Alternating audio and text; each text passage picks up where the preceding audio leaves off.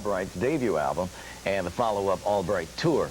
Since then, he's collaborated with Vanessa Williams, Troop, Kool and the Gang, and some others, and the success of his solo debut album is doing an incredible number for him. And he's also working with Janet Jackson now as her musical director on a Rhythm Nation tour. He finds his career just booming like I would imagine that you never imagined it would. But please help me welcome Chuckii Booker to Video Soul. Nice. How you doing, man? What's up, my brother? All right. Good to see you, finally. Yeah. I knew it would happen eventually because you've been on here before and I wasn't here. And everyone here kept talking about how nice you were. They said, oh, you're going to love him when you finally get to meet him, so I'm glad it finally happened today, man. Right. Are you surprised at what's happening with your career? Definitely. Yeah? I had no idea whatsoever. Really? Starting out, what did you think? I mean, how far did you think you could go? Well, you know, I just pretty much, I wanted to concentrate on just producing and writing.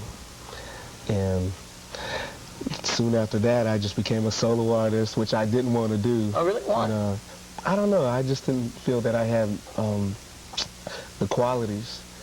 I just pretty much wanted to be behind the scenes, and write and produce, and then it just happened. So how did it happen? I mean, what made you become an artist? It was crazy. You know, I sent a tape to Gerald Albright with some songs on it, like some instrumentals for his second album.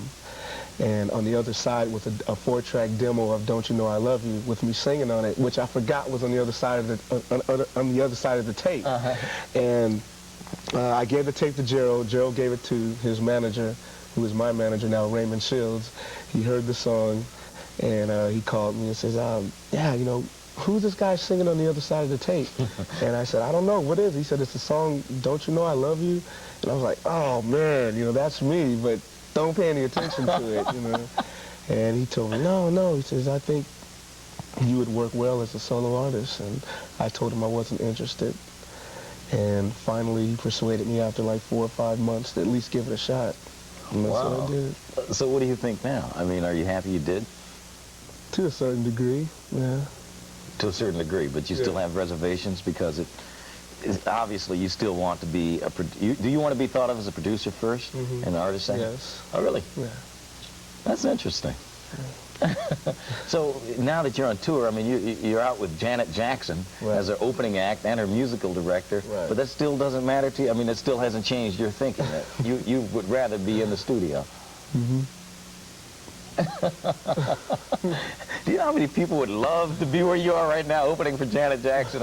And I can make a list of people that they know with hit records, with a long list of hits that would love to be there in that position. I mean, don't get me wrong. I mean, I'm enjoying it and I love it. Yeah, but it's not what you're after for the long run. Yeah. Wow. So how do you get from that back into the studio? Or will you? I mean, with the success that you're having as a solo artist, could it become so successful that you really do get sidetracked and not get a chance to just do what you want to do in the studio? Yeah, it's tough. I never even really gave it any thought. You know, I would probably, well, what I'm doing now is I'm putting together a lot of songs for my next album, you know, while I'm on the road. So when I do get off, eventually I will do the second album, but like I said, I'm not really looking to be a solo artist. That's so interesting. I can't wait to see you because I want to see how you come off on stage. If you come off like, well, I'm doing this, you know, but I'd really rather be in the studio. It won't be like that. No, actually, I enjoy being on the stage. Yeah.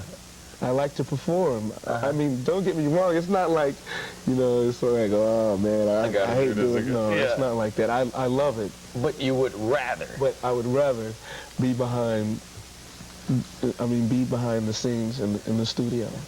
How in the world do you find time to create stuff for your next album when you have to do your set before Janet, then you change into your Rhythm Nation Black, and go back out and do Janet's set as her musical director? You know, I would think you'd be too tired to do anything creative. Yeah, for the first 2 weeks, it was like that. It's like, man, there's no way I'm going to write songs. There's no way that I can do all this, man. It's crazy, you know. I used to get mad, but now it's like I'm getting used to it. And I carry my little mini tape recorder with me, and I just sing down certain ideas, and I keep them with me until I have the time to record. Okay. Boy, how long is the tour going to last? I think approximately about 6 or 7 months. Ooh, it's a long time. Yeah. All right. We got to take a break, but you're going to stay with us for a little bit of the second hour, won't you? Okay. Chuckii Booker, our guest today on Video Soul. We'll be back in a couple of minutes. We've got another hour to go, so don't leave us.